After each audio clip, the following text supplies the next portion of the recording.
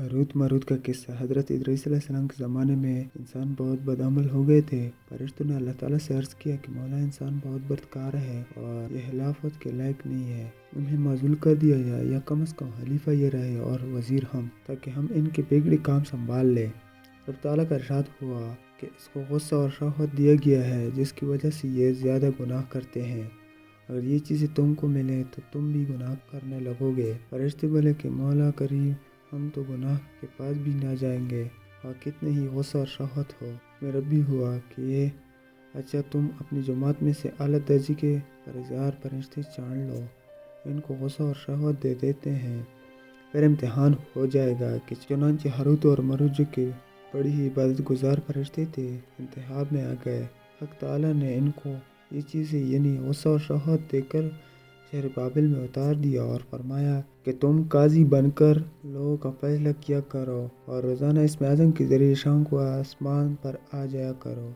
ये दोनों 1 महीने तक ऐसे ही आते जाते रहे। इतने अरसे में इनके अदल व इंसाफ का चर्चा आम हो गया और बहुत मुकदमे इनके पास आने लगे। एक रोज़ एक नहायत हसीन व जमील औरत ने, जिसका नाम ज़हरा था, ये मुल्क पारिस की रहने वाली थी, उसने अपने खाविंद के खिलाफ मुकदमा दायर किया। ये दोनों उसे देखती ही आशिक ज़ार हो गए और उससे बुरे काम को ख्वाहिश की। उसने कहा, मेरा दीन कुछ और है, तुम्हारा दीन कुछ और, इख्तिलाफ होती हुई ये नहीं हो सकता। नेज़ मेरा शौहर बहुत गैरतमंद है, अगर उसे खबर लग गई तो मुझे कत्ल कर देगा। लिहाजा पहले तो आप मेरे बुत को सजदा करो और फिर मेरे शौहर को कत्ल करो, फिर मैं तुम्हारी और तुम मेरे। इन्होंने इनकार कर दिया।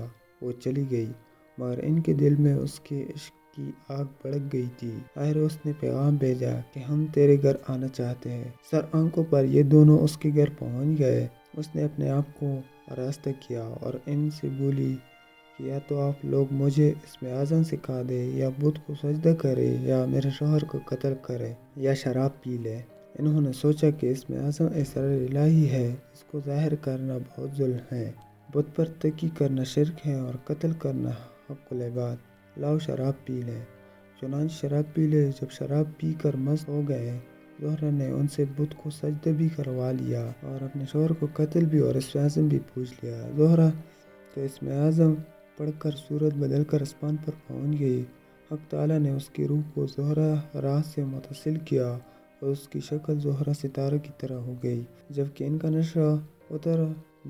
नशा उतरा तो ये इसमें आज़म भूल चुके थे और अपने किए पर नदाम व शर्मिंदा थे। हक़ ताला ने फरिश्तों से फरमाया कि इंसान मेरी ताजीबी से दूर रहता है। ये दोनों शाम को हाजिर बरगाह होते थे, फिर भी शहवत से मौलूद होकर सब कुछ कर बैठे। अगर इंसान से गुनाह सरसद हो तो क्या ताज्जुब है।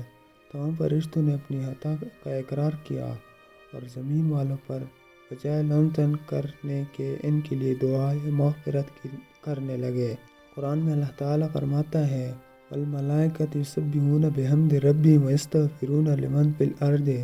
ये दोनों हज़रत इदरीस अलैहिस्सलाम की बारगाह में हाजिर हुए और शफ़ाअत की तालिब हुए। आपने उनके हक़ में दुआए मग़फ़िरत की और उस बाद हुक्म इलाही आया कि इनको एहतियात दीजिए कि ये या तो दुनियावी अज़ाब कबूल कर ले या आखिरत का।